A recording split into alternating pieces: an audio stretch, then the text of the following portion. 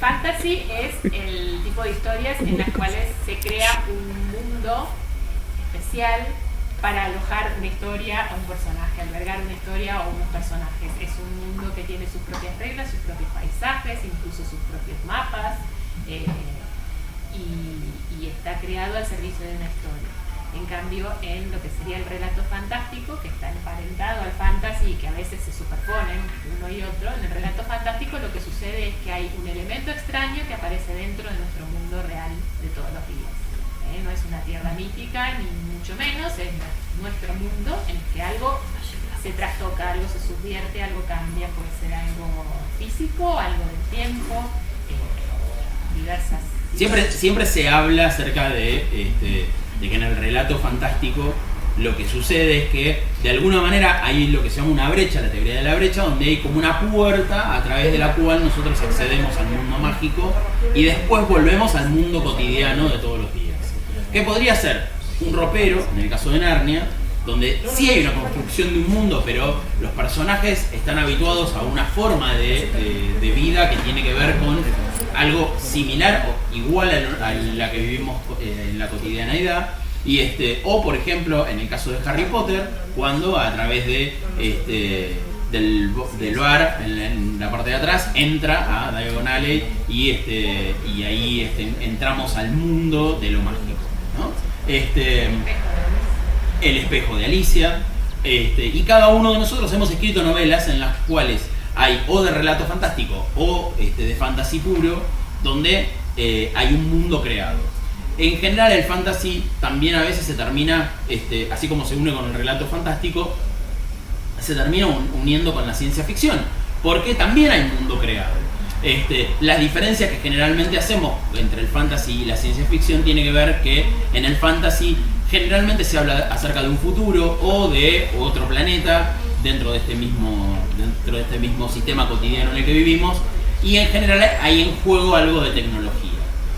Y ahí en la ciencia ficción tenemos como dos grandes grupos también, que es la ciencia ficción blanda y la ciencia ficción dura, donde en la ciencia ficción blanda no nos interesa acerca de qué mecanismos necesitamos para poder hacer algo que tenga que ver con lo tecnológico. Por ejemplo, creo que dentro de todo, en la primera etapa del viaje a las estrellas, no importaba cómo funcionaba este teletransportador. Sabíamos que la gente se teletransportaba y chao. Después se empezó a convertir lentamente en algo un poco más duro para buscarle una explicación pseudocientífica que nos dejara más o menos tranquilos. Autores como Isaac Asimov, por ejemplo, que es un científico y que trata de darle lógica y ciencia a todo lo que escribe, nos permite entrar en una ciencia ficción un poco más dura. Cuando nosotros hablamos de dura parecería que estamos hablando de algo que puede llegar a ser más árido o aburrido, y nada que ver, al contrario, puede ser muy interesante, pero la idea es el tratar de justificar lo que sucede. En este último tiempo han aparecido historias que tienen que ver con estos futuros distópicos que muchas veces rayan entre el relato fantástico y la ciencia ficción blanda, a veces con un poquito de ciencia ficción dura, y eso también es lo que tiene de interesante esta época en la cual vivimos, donde los géneros empiezan a mezclarse mucho más de lo que se mezclaban en la antigüedad. Esto es lo más divertido, me parece. A mí estaba pensando justamente en eso antes, que lo que quiero hacer era eso de que ya no es tan estricta la división, ¿no? Que si escribís ciencia ficción, tenés que escribir ciencia ficción y no te salgas de ahí porque los lectores te matan. Ya no es tan así. Claro. Hay entrecruces de géneros. En la misma historia misma. Claro. En la misma historia misma. Es que cuando estamos todos.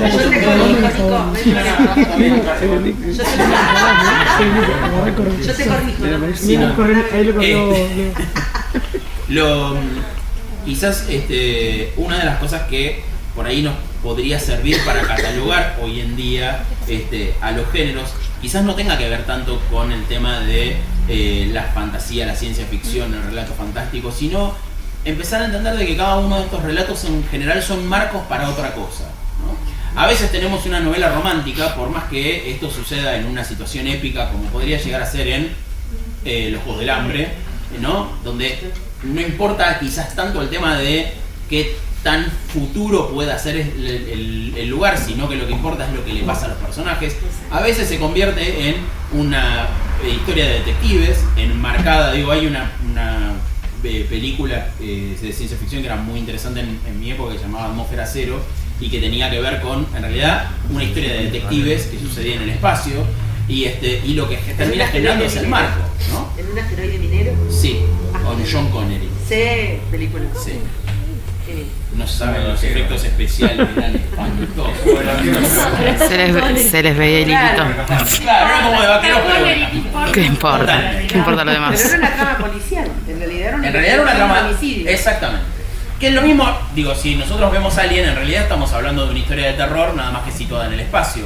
Digo, ahí están quizás todavía fluyendo los géneros madres de cada una de estos marcos para poder hablar de algo, ¿no? Y esto es una de las cosas de las cuales nosotros también insistimos constantemente, de que hay muchos escritores hoy en día que en realidad están más preocupados por el marco que por lo que se está contando en la historia, ¿no? Claro. O otra de las cosas que nosotros siempre hablamos es de la metáfora. Cuando nosotros contamos la historia, ¿no? Que es la anécdota, aquello que está en la superficie, después hay como en una milhoja, ¿no? Distintas capas más profundas donde empezamos a hablar de otros temas, que es lo que hace que el libro sea interesante, ¿no?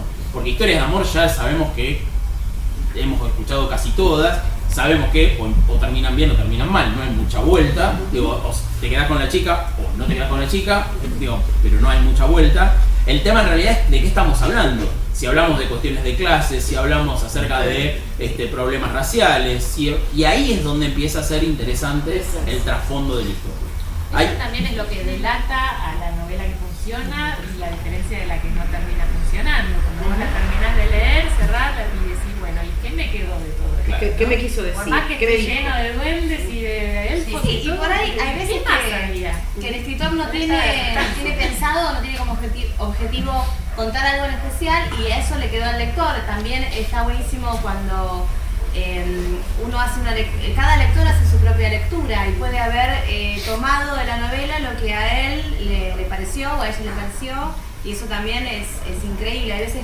siempre hablamos que vienen algunos de los lectores que leyeron alguna de nuestras novelas y nos dicen, me encantó lo que quisiste decir con esto.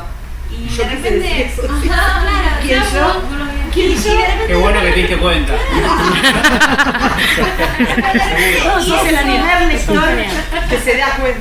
Increíble. Y esa cosa a nosotros también nos sirve para rever lo que creo que por ahí no estábamos conscientes de lo que estábamos contando, pero de repente alguien lo vio y pudo ver y decís, ah, sí, claro. Y además muchas veces los escritores tenemos como una idea de hablar acerca de algo y por ahí eso no se entendió y se terminó entendiendo otra cosa. Porque también es cierto Capaz que que... es mejor que lo que habíamos pensado nosotros. Totalmente. Yo leí hace poquito El océano al final del camino. Neil Gaiman. Hermosísimo.